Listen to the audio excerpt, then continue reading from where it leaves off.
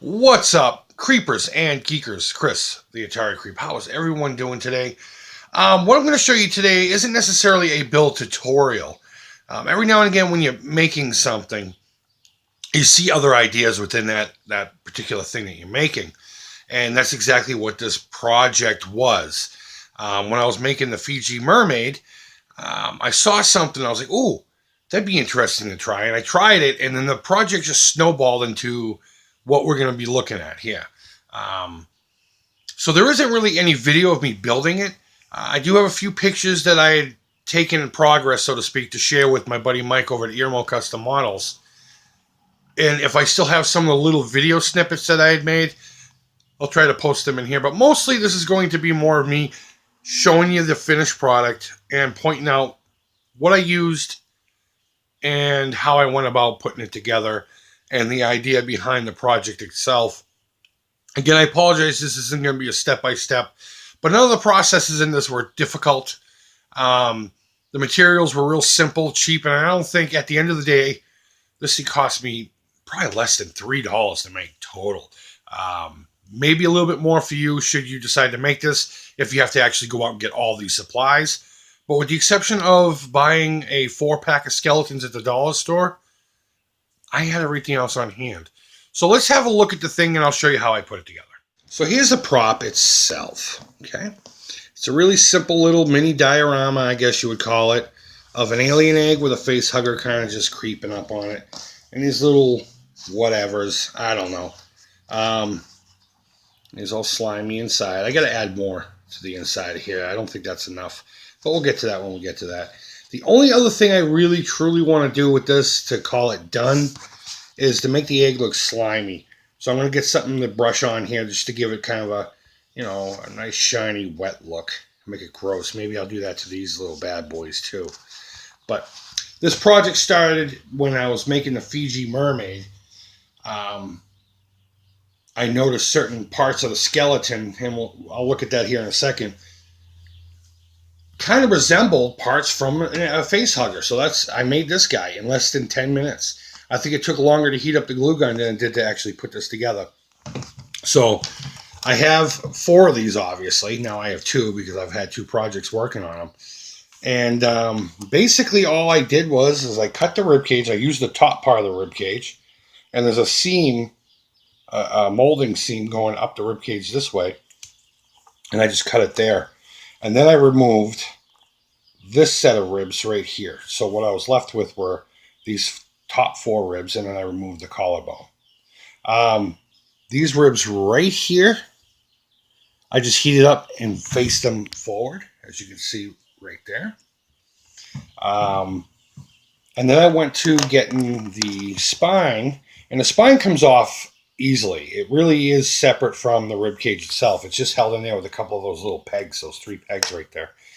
And I cut it right here at the tailbone, just leaving just the tailbone.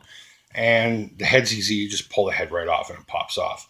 The only modification I had to do to this besides clean up at the tailbone was I had to shave it underneath the rib cage right here. I mean, underneath the spinal column right here, just enough to make it look organic, flush to the rib cage itself, because there was just too much material and it would have stuck out too much. So that's all I really had to do. And then I used this part right here, the hip bones on both sides, to create these. I just had to cut them and then fit them, cut them and fit them until I was satisfied with the look. And it was just a matter of two blobs of hot glue, one to put the spinal column onto the ribs, and one to attach these 2 underneath the spinal column. That's really all there was to that. Like I said, it didn't take 10 minutes to completely do the rest. As far as the egg is concerned, that is an actual Easter egg, one of those 2-part Easter eggs that, when you fill with jelly beans and hide for your kids. The kids have tons of them in their playroom from years of, having Easter egg hunts. And the one thing I did is I took one because I was going to make an Audrey too, and I completely forgot about it. Matter of fact, the only reason I remembered I had that egg in my sock drawer is because I made this and I said that would be a great scale to go with the face hugger if I were to make an egg for it. So I pulled it out just to check it out. And next thing you know, I'm working on it. So I cut an X in the top of the egg, and I used heat to push these out. Then I moved on to using some of this leftover model magic from Crayola that I originally bought for my Necronoma console. If you haven't seen that video, I'll put a link to it at the end of this one, maybe down below too. Just to create, you know, these nice little fat edges. I put a couple of big, large, bulbous deals at all 4 points of the egg, if you call them that.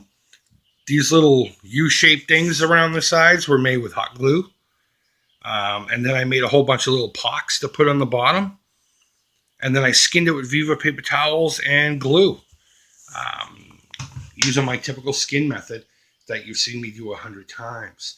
Then I stuffed the inside of it with more of that modeling magic. And then globbed a shitload of hot glue in the top, just to give it that kind of slimy. Let's see if we can't get into the light.